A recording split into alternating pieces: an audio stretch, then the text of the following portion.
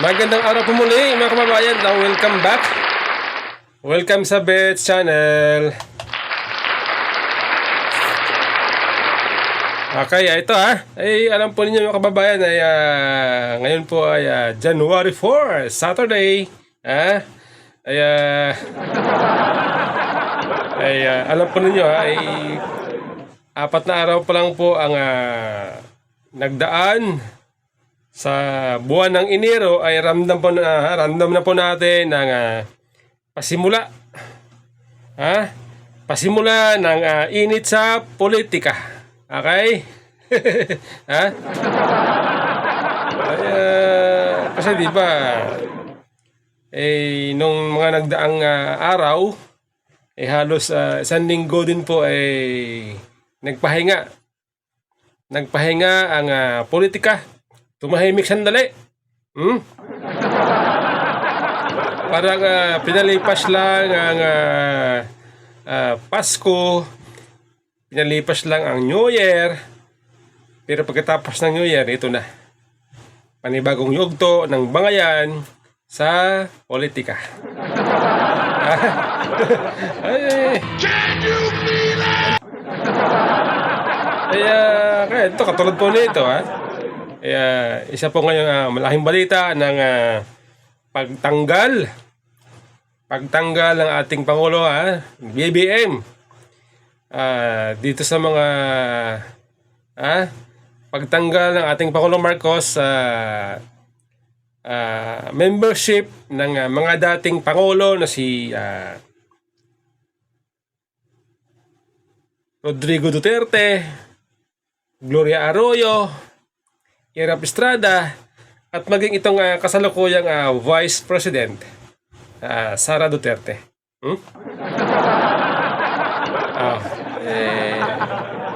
Alam po ninyo, sa aking palagay, ito na naman po ay simula na naman ng ingay, bangayan sa politika. Ako, alam nyo, ano ba ang gusto ng ating gobyerno? Ano ba ang gusto ng ating gobyerno? Puro na lang ba politika? Nakakasawa na. Ang mahirap po dito, parang ako opinion ko, para bang nagsisimula ang ng mga yan sa gobyerno. Katulad nito. Hindi pa nga natatapos ng January, tayo po nagulat na dito sa aksyon ng administrasyon na pagsibak ng sa mga dating Pangulo bilang miyembro ng National Security Council. Siyempre tayo bilang mga ordinaryong tao, mapapaisip tayo, bakit? Ano ba ang problema nila? Ano ba ang problema nila? Bakit para bang puro politika na lang kanilang iniisip? Alam po ninyo mga kababayan, ito pong video na ipi-play natin ay isa pong masabi natin na inspirasyon. Inspirasyon natin lahat. Bakit ko nasabing inspirasyon natin lahat? Kasi itong mga ganitong gawain dapat gobyerno ang nakaisip. Oo. Ang ganitong ginagawa ng isang grupo, voluntaryo, dapat po gobyerno ang mag-organize. Kasi di ba, alam natin ang gobyerno ay nasa kanya lahat ang resources ng bansa. So ibig sabihin, ang kakayanan para mag-organize ng tao nasa gobyerno. Pero dito po, sa isang grupo, nakaya niya na pakilusin. Ito mga ibang kababayan natin, sa pamamagitan ng voluntaryong pagkilos, pagtulong. Kawang gawa, kumbaga, para sa ating bansa. Ay, ito po, pakinggan po ninyo mga kababayan, itong video na masasabi ko na may inspire tayo. Ayaw man natin sa grupo nila, ayaw man natin sa kanila, pero yung kanilang ginagawa, ay yun ang gusto natin. Ito po, ay hiramin ko muna itong video ng Isiminay. Isiminay, pahiram muna ng video din nyo, ha? Gusto ko lang po i-share kasi nga ako na-inspire ako eh. Kasi napakaganda. Oo. Biruin nyo halos buong bansa. Nagawa nilang ang kanilang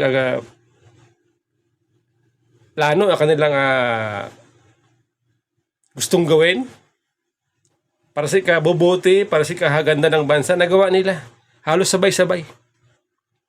Kahanga-hanga doon kung paano na-organize ng grupo ito, mga kababayan natin na libre. Libre. Ito po, mga kababayan, tingnan din natin kung paano sila tumulong sa ating bansa. Ayan alam po niyo mga kababayan, ito pong ginawa ng grupo ni Kibuloy, nakaka-inspire sa atin bilang mga mamamayan sapagkat ito ating bansa po halos daanan ng bagyo, laging binabaha, may landslide. Kamakailan, di ba? Kamakailan lang lubog sa ba itong Central Luzon? Central Luzon ba? O Bicol, Cavite, Batangas, Metro Manila, at ibang lugar pa sa norte, lumubog sa baha. Ini-expect natin na nung bumaha ng todo, may mga namatay, maraming nasirang ari-arian. Ini-expect natin na ang ating gobyerno ay mag-isip at kumilos.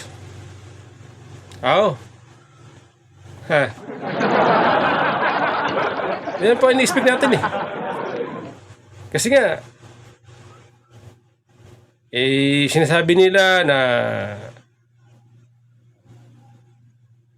ang ulan, ang baha, matindi, kaya bumaha.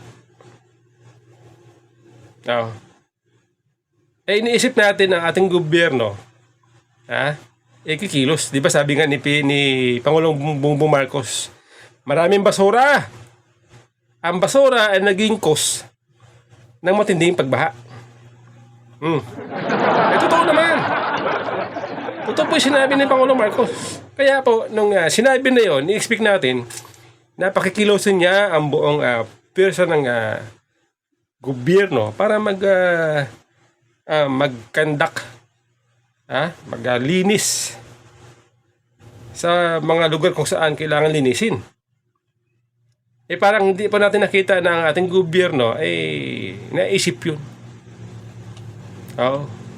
Dito po sa grupong ito, sa grupo ni Kibuloy, tayo po ay natutuwa kasi nga yung dapat ang gobyerno ang gumagawa, ang gobyerno ang nag-isip, naisip po ng kampo ni Kibuloy.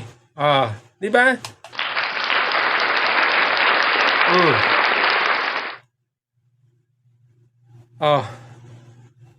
Naisip ng kampo ni Kibuloy. Kaya nakakamangha po diyan kung paano niya na organize, na pag-isa ang sambayanan, ng ibang kababayan natin. Nagtulong-tulong. Biruin nyo, iba't ibang lugar, pati nga yung lugar ni Speaker Romualdez Tacloban. Pinalinis ni Kibuloy. Base dyan sa sinabi sa Isiminay. Hindi ako masabi niyan, sabi dyan. Hindi lang binanggit yung pangalan, basta Tacloban City. Diba? Iba't ibang lugar, buong Pilipinas yata.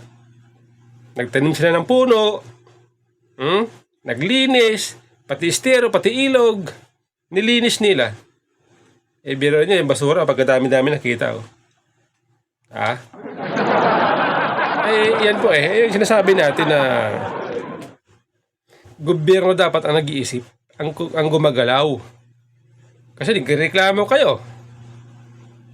Nagreklamo ang taong bayan sa gobyerno. Dapat ang gobyerno kumilos. At yung ginawa ni Kibuloy, ang ginawa ng grupo ni Kibuloy, napakaganda po yan. Timing na timing. Dahil nga itong sinabi nga ni Gadon, ang dahilan daw kaya hindi na achieve itong 6.1 goal ng GDP ay dahil sa dilubyo. Tama siya. Sabi niya kaya lang, dahil sa dilubyo na yon, ang ating gobyerno hindi nag-isip. Mabuti na lang, nandiyan po yung grupo ni Kibuloy na siya nagtrabaho, nag-isip, nag-organize. Di ba? Ngayon, masabi natin, kung ako sa gobyerno, kung ako kay Bubong PBBM, nabubulot tuloy ako. Kung ako kay PBBM, ito mga tao na to, ito mga grupo na to na tumutulong sa gobyerno, papurihan ko. I-reach out ko sila.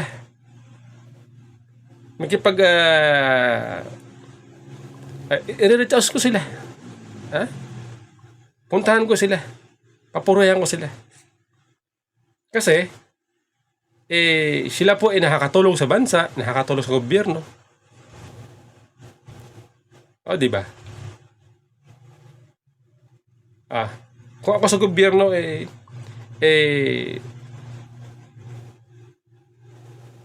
di ba, dapat ang pinakamaganda sa isang leader, yung tipong kapag mabuti ang ginagawa ng kababayan mo, i-reach out mo.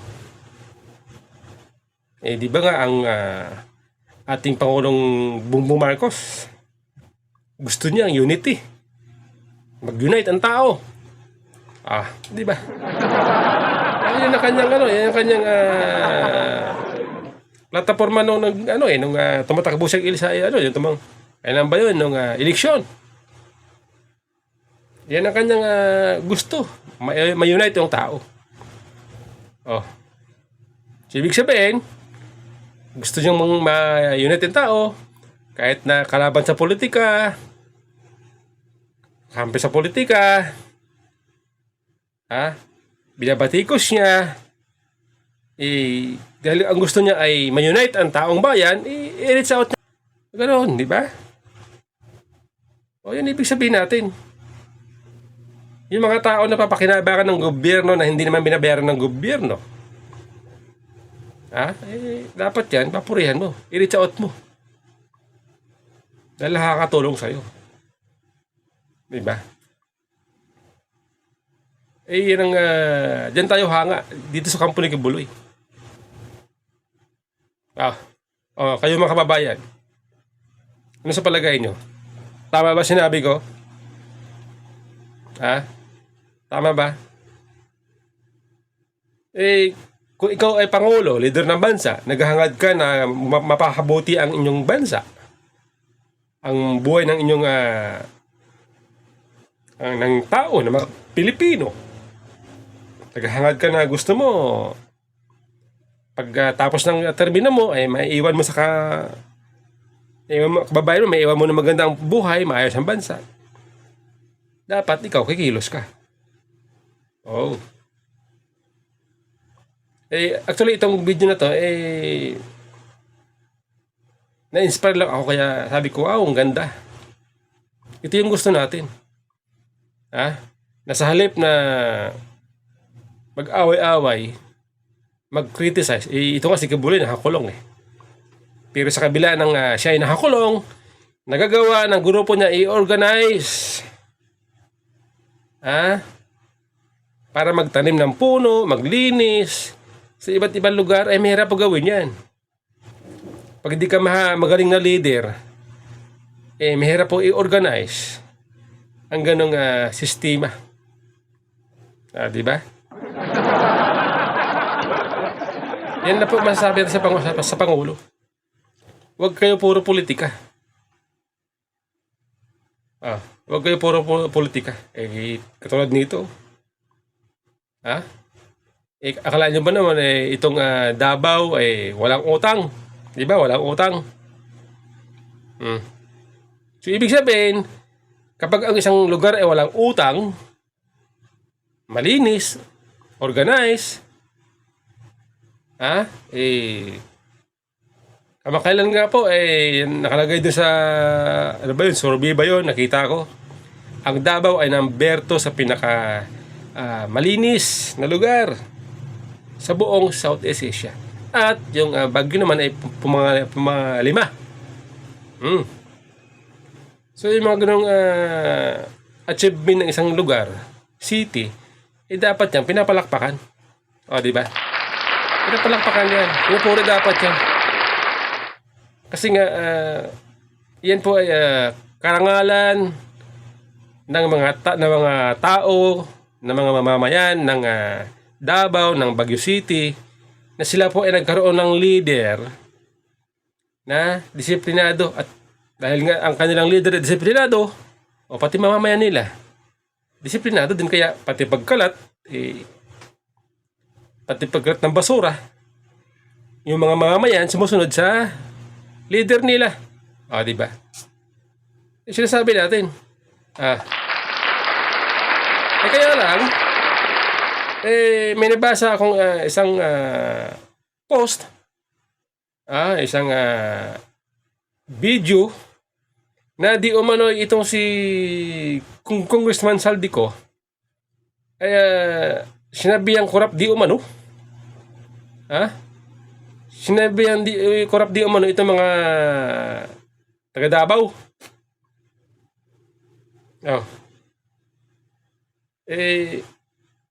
Sabi ko, paano mo nasabi na korap ang Davao? Ang mga taga Davao, siguro tinutukoy niya ang mga namumuno sa Davao, yung mga Duterte at yung mga government employees ng Davao. Paano mo masabi na korap yung taga Davao kung ang kanilang lugar ay maayos, tahimik, malinis, walang utang, nag-i-improve, maganda. Yung kanilang electric wiring nga doon, unti-unti inaayos, binabaon sa lupa. Ibig sabihin, gusto ng Davao government maayos yung kanilang lugar. Hindi katulad dito sa Metro Manila na parang spaghetti. Parang spaghetti. Di ba? Kung ikaw ay masilan, halimbawa, bahay mo, tabing kalsada, masilan ka, gusto mo, bahay mo, pagandahin mo, maayos. Dahil may mga spaghetti sa harap ng bahay mo, sa poste, pumapangit ang mukha ng bahay mo. Yan po ibig sabihin. Diba? Kung sa Davao ay ang mga namumuno doon ay disiplinado, ayaw nila ng mga spaghetti na yan. Kaya sa ilalim ng lupa, minabaon. Inuunti-unti nila, inayos nila. Bagamat hindi pa naman totally lahat ng wiring sa taas nakabaon na. Inuunti-unti po nila. Kaya pag mga ganun pong leader na mayroon ka, siyempre bilang mamamayan, matutuwa ka, di ba? Ganun yan ano po yan? Akalain mo naman sabi, di man ito hindi ko naman mismo na nabasa o narinig na mismo ang nagsabi sa Saldico. Ito po ay post lang ng isang vlogger. Hindi ko confirm kung totoo o hindi. Kung totoo man yan, sa tingin ko, bad comment. Bad comment po yun. Sasabihan mo yung korap yung isang lugar, kumpara mo sa lugar mo, yan ang masasabi natin. Yan ang masasabi natin. Kaya, total ito si Mr. President Marcos, gusto niyang i-unite ang tao. i-reach out niya. I-reach out niya. Baka sakali, pag nagawa na yan, although masasabi natin, kumbaga, para ma-unite mo yung mga Pilipino, na may kanya-kanyang manok na sinusuportahan, kanya-kanyang politiko na sinusuportahan, pero pag na-unite mo, nagawa mo, aba, baka buong mundo kikilalanin ka, papalakpakan ka. Di ba? Oo. Kaya lang, itong nakikita natin na nagsasabi na gusto niyang i-unite ang taong bayan, palagay natin parang sila yung nangunguna para maghati-hati. Kumbaga, iba ang sinasabi sa ginagawa.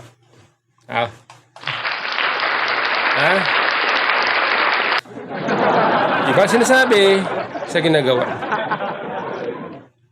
Di ba? Tayo po ay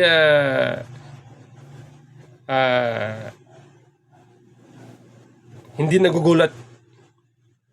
At sa tingin ko ay pasimula pa lang sa taong na to, 2025, Enero, sa tingin ko ay ito po ay pasimula pa lang. Meron pang mas parating na matinding bangayan sa politika. Siyempre mag-i-eleksyon Tuloy-tuloy yan. Tuloy-tuloy. Tuloy-tuloy. Pag ganoon, sino talo? Sino talo? O di kami. Mga ordinaryong tao. O kami talo. Dito ba? Ayan o. Ang ganda ng ginawa nitong grupo ni Kibuloy mo. Walang nagreklamo. Di ba?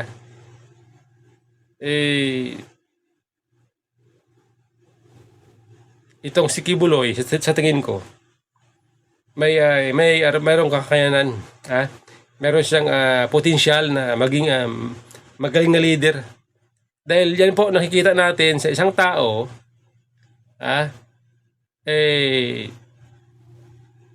yan po ang halimbawa ng masasabi natin na isang magaling na leader na kaya niyang gawin, kaya niyang i-unite ang tao para maglinis ng sabay-sabay. Voluntaryo. Ayan po yan.